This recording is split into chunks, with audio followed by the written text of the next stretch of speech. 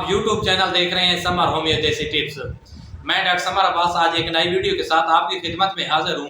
तो दोस्तों आज की वीडियो बहुत ही ज़बरदस्त होने वाली है और आज की वीडियो का जो हमारे पास टॉपिक है वो है खारिश, एलर्जी। बहुत सारे लोग होते हैं जिस उम्र के मतलब हिस्से में हों, चाहे नौजवान हों, बूढ़े हों, बच्चे हों, जिनको ये बीमारी होती है वो बहुत ज़्यादा परेशान होते हैं। सारा दिन जिस्म को खरोचते रहते हैं, मतलब किसी महफिल में नहीं बैठ सकते, बहुत ज़्यादा परेशान रहते हैं, ना रात को नींद आ सकती है, ना थोड़ा सा पसीना आ जाए तो उनके ना मतलब शिद्दत में बहुत ज़्यादा इजाफा हो जाता है।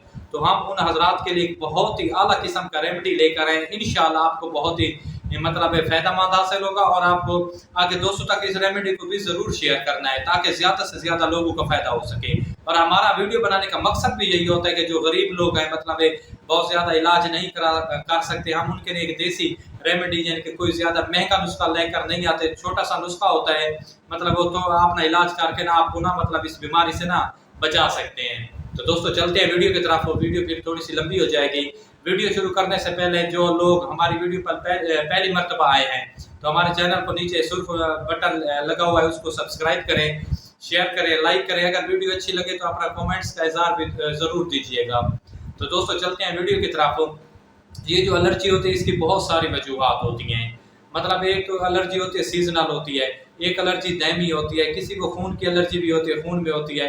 तो उन सब जिस किस्म की भी एलर्जी है इंशाल्लाह आप ये नुस्खा आजमाएं, इंशाल्लाह अल्लाह ने खैर की तो इंशाल्लाह आपको 100% इसके रिजल्ट मिलेंगे और जितनी भी मूजी मतलब आप बीमारी है इससे छुटकारा मिलेगा। चाहे आपने जितना भी इलाज किया, लाख रुपए आप खर्च कर चुके हैं, ये एक छोटा सा नुस्खा है, इसको ज़रूर आजमाएं।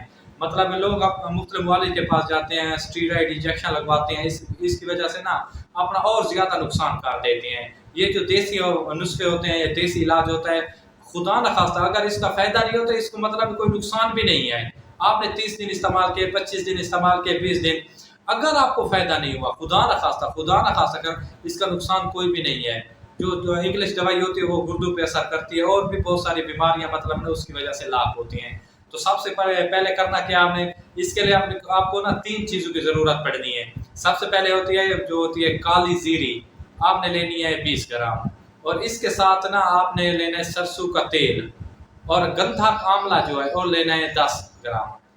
काली जीरी 20 ग्राम, जो है आंवला वाला गंधा कामला का जो होता है वो 10 ग्राम लेना है।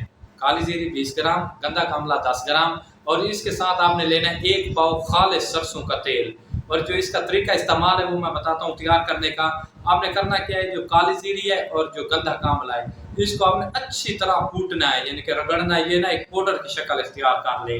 जब ये पाउडर की शक्ल इख्तियार कर लेती है तो आपने करना क्या कि जो आपने सरसों का तेल लिया 1 पाव उसको एक साफ बोतल में डालना है और उसके अंदर इस दोनों चीज़ को डाल देना, उसको अच्छी तरह मिक्स करना है। और इसका जो लगाने का तरीका है वो मैं आपको बताता हूँ। आपने करना क्या है कि इसको जो लगाने का तरीका है, आपने रात को सोने से पहले खाना शाना खा के जो रात को आप खाना खाते हो उसके ना सोने से पहले आपने ना आँखों को बचा के और मुंह को बचा के, आँखों और मुंह के अंदर न जाए, आपने पूरे जिस्म पर इसके हल्की हल्की ना मालिश करनी है और आपने ये काम 15 दिन तक करते रहना है। इंशाल्लाह अल्लाह ने खैर की तो जितनी भी मतलब पुरानी से पुरानी एलर्जी है उससे आपकी जान छूट जाएगी। और आप अपने भाई को याद रखिएगा, अपने भाई को कहेंगे कि क्या मतलब ये बहुत अच्छा नुस्खा है।